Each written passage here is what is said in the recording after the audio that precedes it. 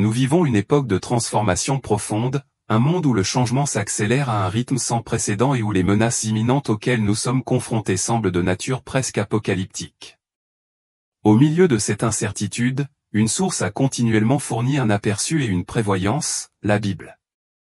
Remplie de prophéties, dont beaucoup se sont déjà réalisées avec une précision remarquable, il soulève une question importante, qu'en est-il des prophéties qui restent à réaliser?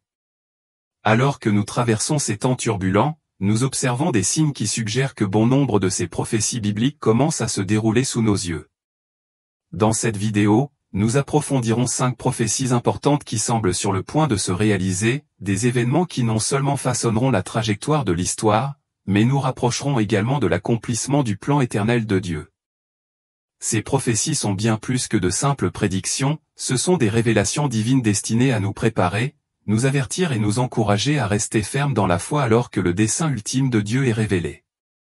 Alors que nous sommes confrontés à un monde de plus en plus incertain, il est naturel de se demander, vivons-nous à l'époque même dont parlent les prophètes? Examinons de plus près 5 prophéties clés et explorons leur lien avec le monde que nous vivons aujourd'hui, ainsi que les profondes implications qu'elles ont pour l'avenir. 1. L'enlèvement. Parmi les événements les plus significatifs de l'eschatologie chrétienne figure l'enlèvement, un moment d'une profonde importance qui marque le retour du Seigneur. C'est l'événement au cours duquel Jésus-Christ descendra du ciel dans toute sa gloire, visible au monde entier. Ce ne sera pas un événement discret et caché au non, ce sera un événement dramatique et indubitable, que personne ne pourra ignorer. Avec un cri puissant et imposant, la voix de l'archange retentira et le son de la trompette de Dieu remplira les cieux. À cet instant, tous les croyants, ceux qui sont décédés et ceux qui sont encore en vie seront enlevés dans les airs pour rencontrer le Seigneur, pour être avec lui pour toujours. La Bible fournit des descriptions vivantes et détaillées de ce moment extraordinaire. Dans 1 Thessaloniciens 4, 16-17, l'apôtre Paul écrit, « Car le Seigneur lui-même descendra du ciel avec un cri de commandement, avec la voix de l'archange et avec la trompette de Dieu. » Premièrement, les chrétiens morts sortiront de leur tombe. Alors, avec eux, nous qui sommes encore en vie et qui restons sur terre, serons enlevés dans les nuages pour rencontrer le Seigneur dans les airs. Alors nous serons avec le Seigneur pour toujours. Ce passage souligne que l'enlèvement ne sera pas un événement subtil, ce sera public, puissant et impressionnant. Le retour du Seigneur sera marqué par des signes indubitables, le son d'une trompette divine, la voix d'un archange et le lever soudain et miraculeux des croyants pour rencontrer le Christ dans les airs. L'ampleur de cet événement fera en sorte que personne ne puisse nier sa réalité. Le terme « rapture » lui-même, bien qu'on ne le trouve pas directement dans les traductions anglaises de la Bible, est profondément enraciné dans les Écritures. L'expression « rattraper » tirée de 1 Thessaloniciens 4, 17 est traduite du mot grec harpazo, qui signifie saisir ou arracher soudainement. Ce concept se retrouve dans d'autres parties de la Bible, illustrant une intervention divine soudaine et puissante. Par exemple, dans Actes 8, 39, après que Philippe ait baptisé l'eunuque éthiopien, l'Esprit du Seigneur enlève Philippe et le transporte vers un autre endroit. De même, dans 2 Corinthiens 12, 2-4, Paul décrit une expérience où un homme est enlevé jusqu'au 3e ciel. Même dans Jean 10, 12, le terme est utilisé pour décrire un loup arrachant une brebis du troupeau.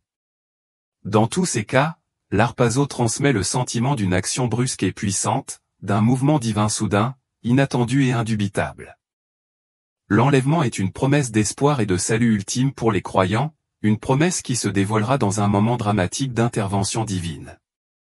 Alors que nous approchons de l'accomplissement de cette prophétie, elle nous rappelle la souveraineté de Dieu et l'assurance que, au moment idéal, il reviendra réclamer ses disciples, les amenant à lui dans la gloire.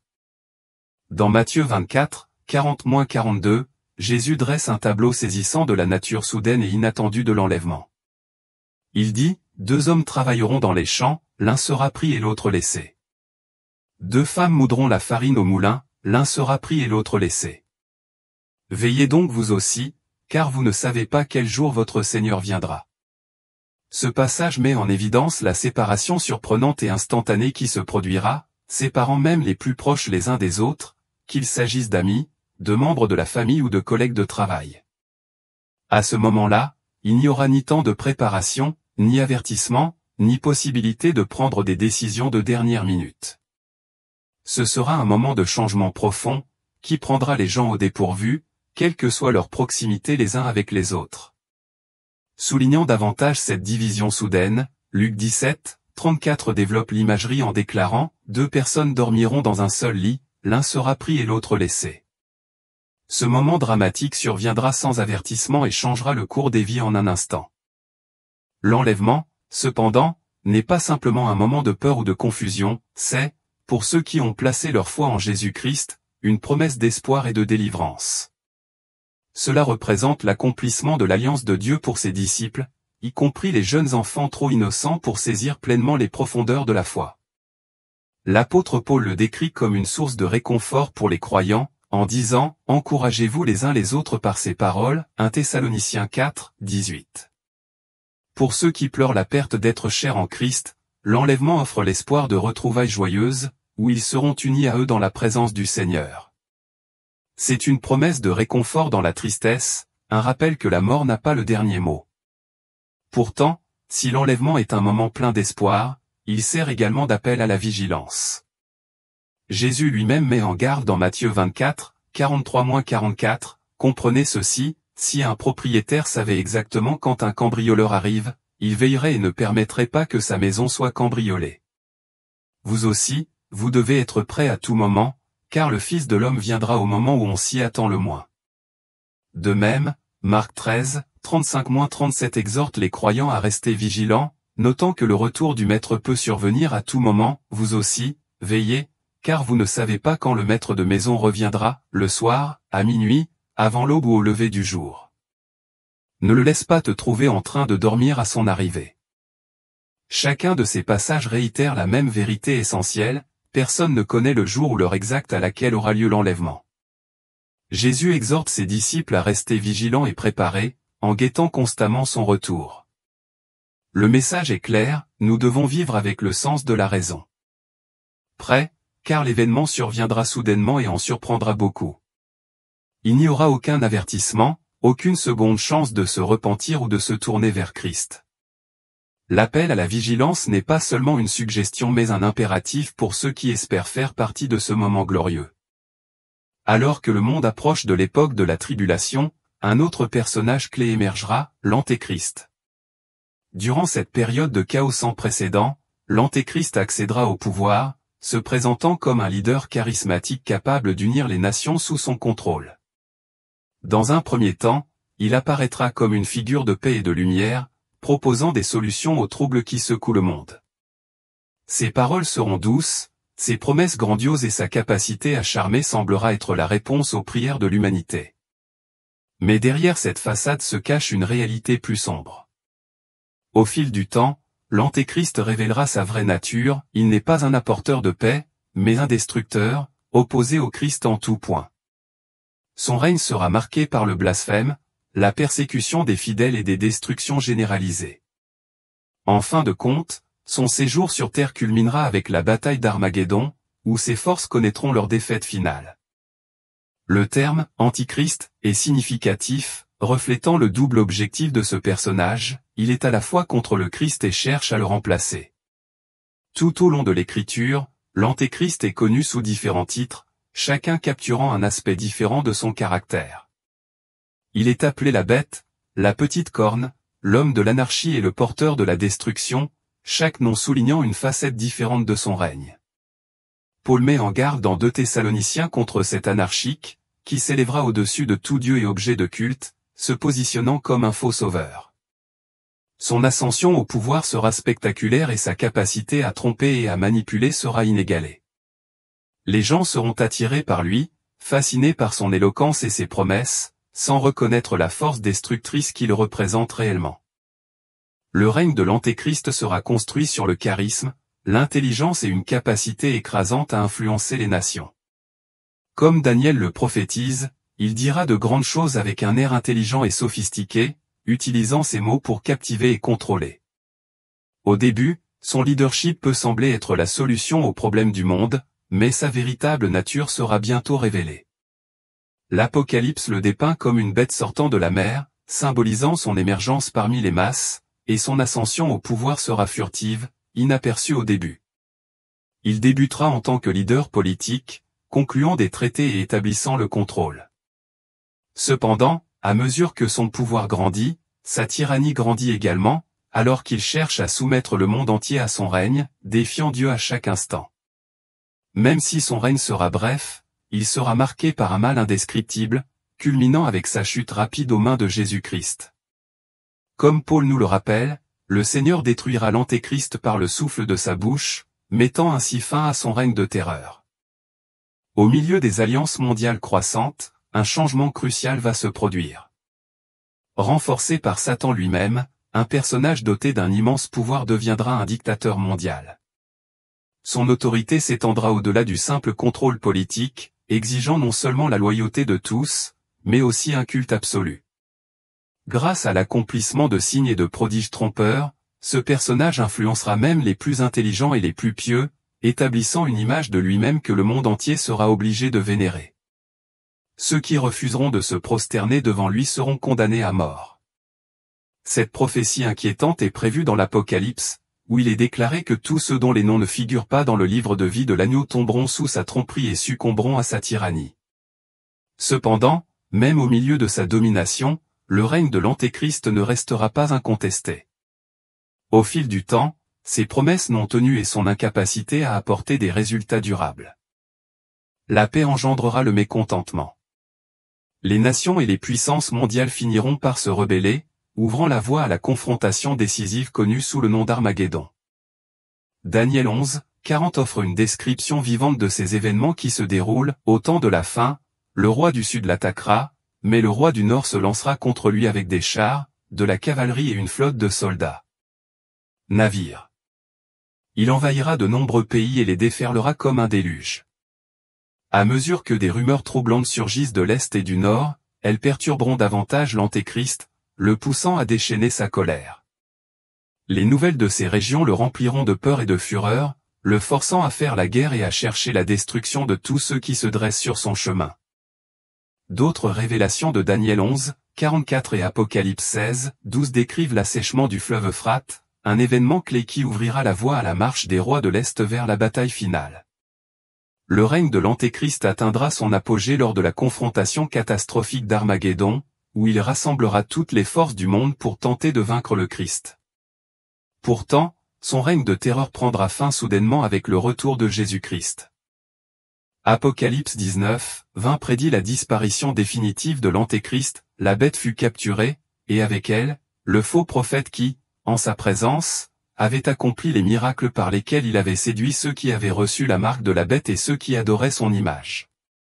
Ces deux-là furent jetés vivants dans les temps de feu brûlant de soufre. Ce moment signifiera l'effondrement de la puissance de l'Antéchrist et l'avènement du royaume éternel du Christ, où la justice, la paix et la droiture prévaudront pour toujours. La montée de l'Antéchrist sert d'avertissement sévère à l'humanité, nous rappelant les dangers de placer notre confiance dans des dirigeants humains éphémères ou dans les systèmes du monde. Pour les croyants, cependant, cette prophétie offre également un profond espoir, car elle nous assure que le Christ reviendra un jour pour vaincre le mal et établir son règne éternel. En attendant ce jour, nous sommes appelés à rester fidèles, à répandre l'Évangile et à rester vigilants. Comme Jésus l'a prévenu dans Matthieu 24, 42, veillez donc, car vous ne savez pas quel jour votre Seigneur viendra. La tribulation, une période de cette année de conflit spirituel intense, prépare le terrain pour la confrontation ultime entre le bien et le mal. Il est décrit dans les Écritures comme le « jour du Seigneur », un moment où le jugement final de Dieu sera déversé sur un monde rebelle. Cette période ne ressemblera à rien de ce que l'humanité a jamais connu, marquée par d'immenses détresses, souffrances et bouleversements. Ce sera une période de colère et de juste jugement, où l'agonie et la dévastation s'empareront de la terre.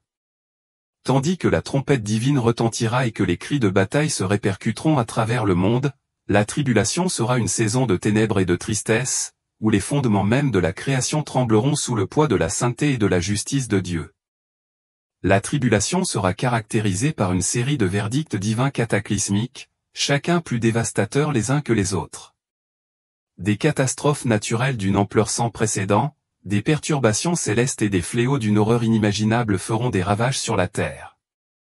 Tous les aspects de la vie seront affectés à mesure que la planète gémira sous la pression de la juste colère de Dieu.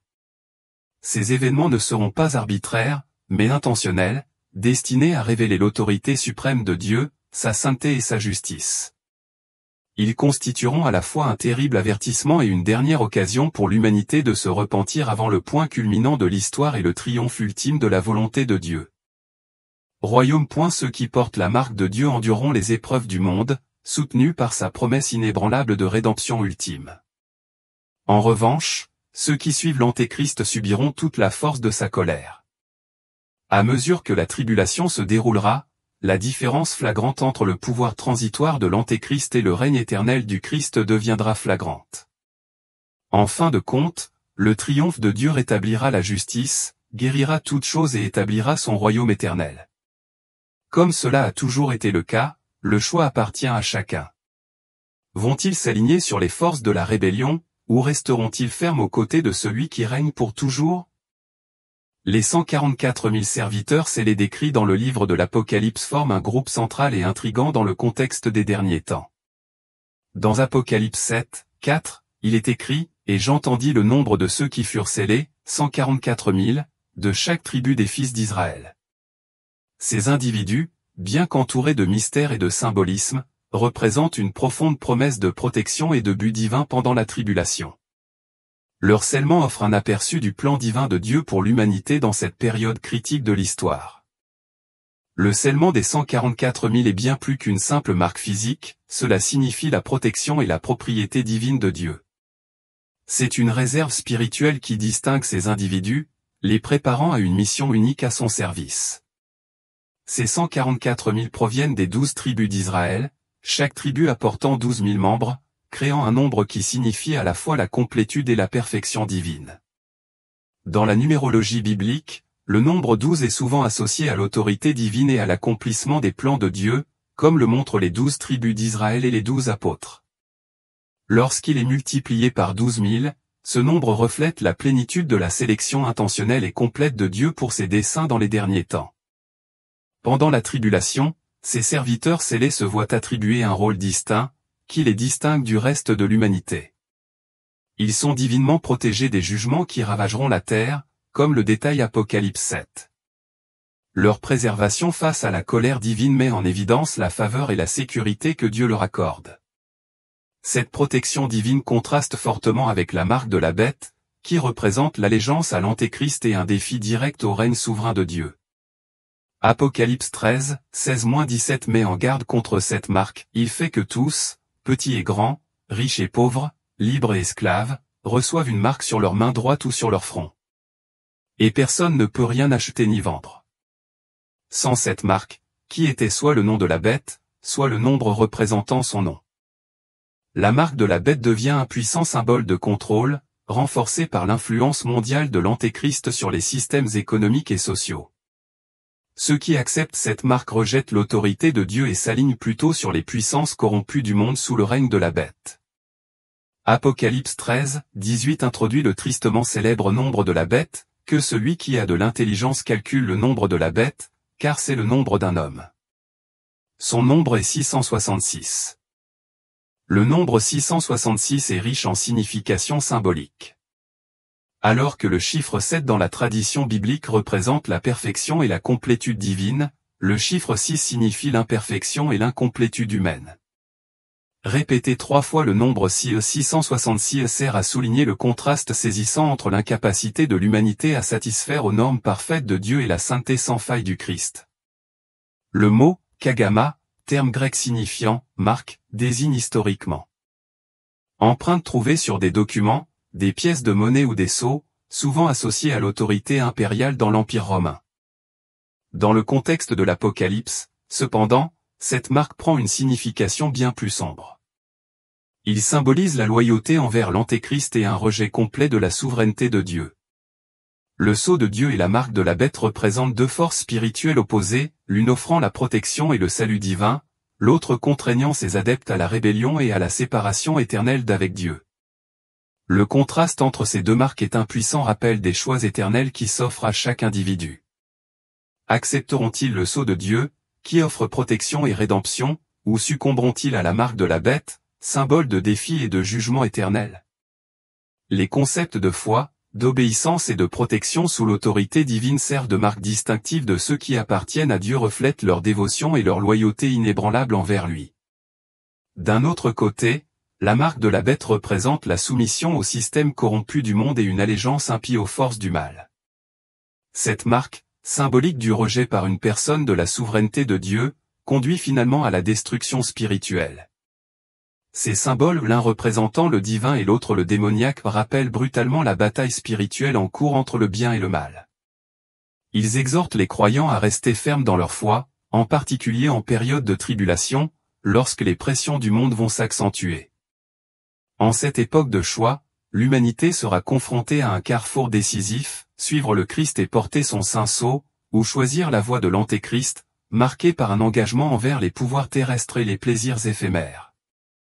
La signification de cette décision transcende les simples symboles extérieurs du sceau ou de la marque, c'est en fin de compte une question de cœur, où réside la véritable loyauté de chacun. Le sceau de Dieu représente la promesse de la vie éternelle et de la protection divine, préservant les croyants du péril ultime de la mort spirituelle. En revanche, la marque de la bête symbolise un rejet de Dieu en faveur d'une sécurité temporelle et temporaire ou une sécurité éphémère et finalement coûteuse, car elle entraîne la perte de l'âme. Comme le souligne le livre de l'Apocalypse, seul le chemin de la justice, trouvé par la foi en Christ, mène à la vie éternelle. C'est le chemin étroit qui mène à la Nouvelle Jérusalem, une ville qui sera la demeure éternelle des rachetés dans la présence de Dieu. La Nouvelle Jérusalem, telle que décrite dans Apocalypse 21, représente l'accomplissement du plan rédempteur de Dieu, un paradis glorieux et parfait sur terre où Dieu habitera en communion intime avec son peuple. Apocalypse 21, 1-2 introduit cette vision impressionnante. Alors je vis un nouveau ciel et une nouvelle terre, car le premier ciel et la première terre étaient passés, et la mer n'était plus. Et je vis la ville sainte, la nouvelle Jérusalem, descendue du ciel d'auprès de Dieu, préparée comme une épouse parée pour son mari. Ce moment marque la grande conclusion de l'histoire de la création de Dieu, une ère de renouveau et de restauration complet, où toutes les cicatrices du péché et de la mort seront effacées à jamais.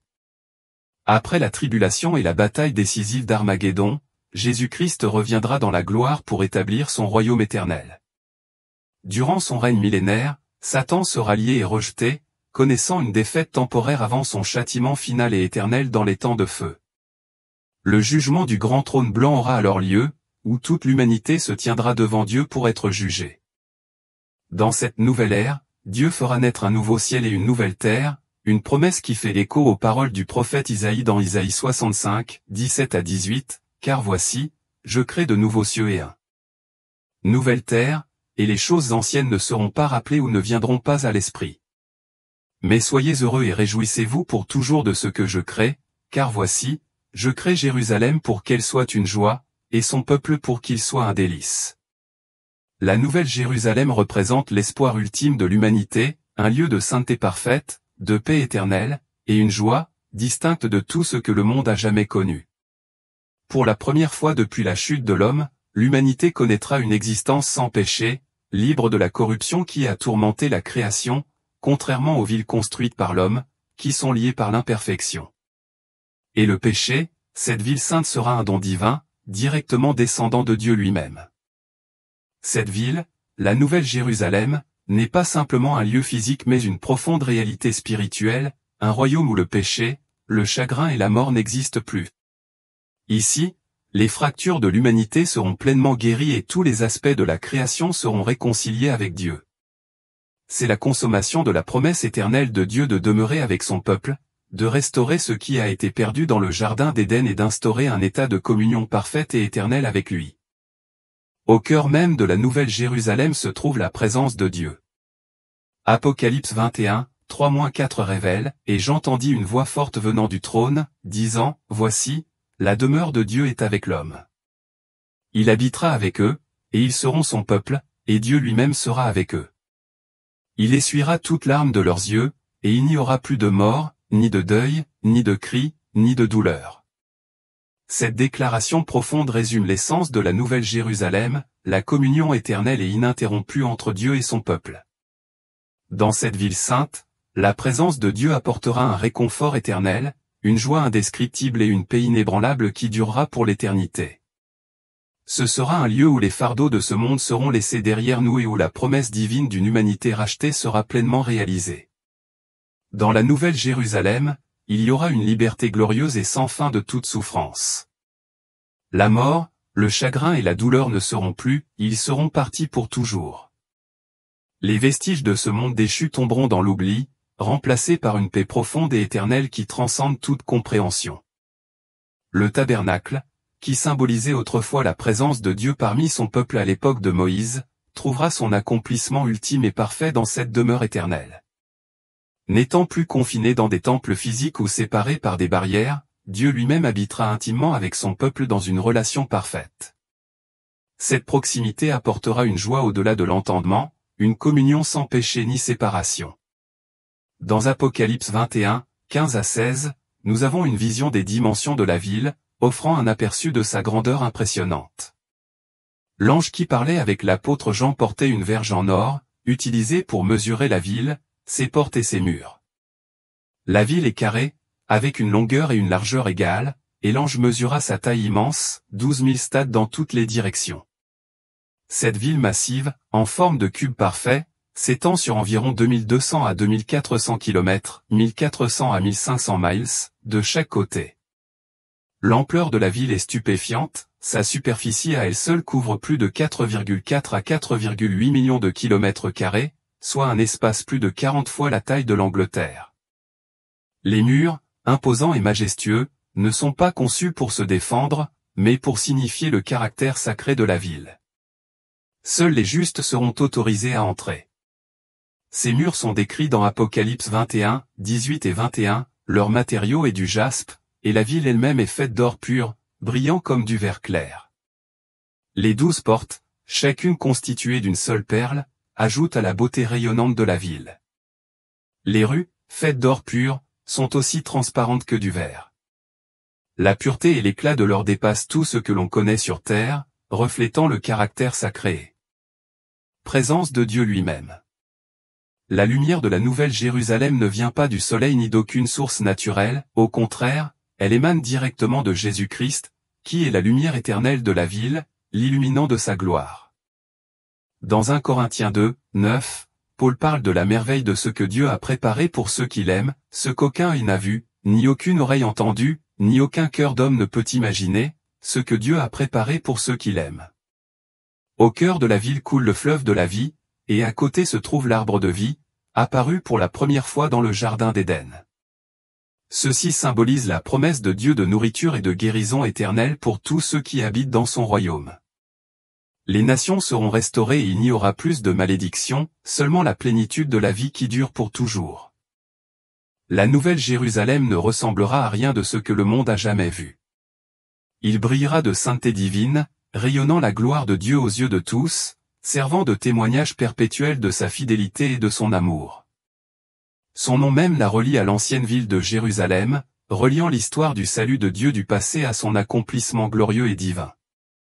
Cette ville n'est pas simplement une vision de l'avenir mais une puissante promesse d'espoir, un rappel que le plan ultime de Dieu est celui de la restauration, de la guérison et de la joie éternelle. Alors que nous attendons avec impatience le jour où la Nouvelle Jérusalem descendra du ciel, nous nous souvenons que le désir le plus profond de Dieu a toujours été de demeurer avec son peuple, essuyant chaque larme et créant toutes choses nouvelles. La Nouvelle Jérusalem est plus qu'une simple destination, c'est l'accomplissement de la promesse de Dieu de restaurer tout ce qui est brisé et d'établir une communauté parfaite et éternelle où son peuple se réjouira pour toujours en sa présence. Les prophéties que nous lisons dans la Bible ne sont pas de simples curiosités sur l'avenir, ce sont des assurances divines de la souveraineté de Dieu et de l'accomplissement de son plan parfait pour le monde. À l'approche de ces événements, nous sommes appelés à être vigilants, à renforcer notre foi et à vivre prêts à affronter ce qui est à venir. La Bible nous assure que la parole de Dieu ne faillira jamais et que chaque prophétie se réalisera au moment fixé. Ces signes qui se dévoilent ne sont pas destinés à susciter la peur, mais à nous encourager, à nous rappeler que Dieu est aux commandes et que ses promesses à son peuple sont inébranlables. Il est maintenant temps de réfléchir, de se préparer et de partager l'espérance que nous avons en Jésus-Christ. La question que nous devons nous poser est la suivante: sommes-nous prêts à affronter ce qui nous attend? Laissez ces prophéties nous inspirer à vivre fidèlement, sachant que le plan de Dieu nous mènera vers un avenir rempli de sa gloire et de sa paix éternelle.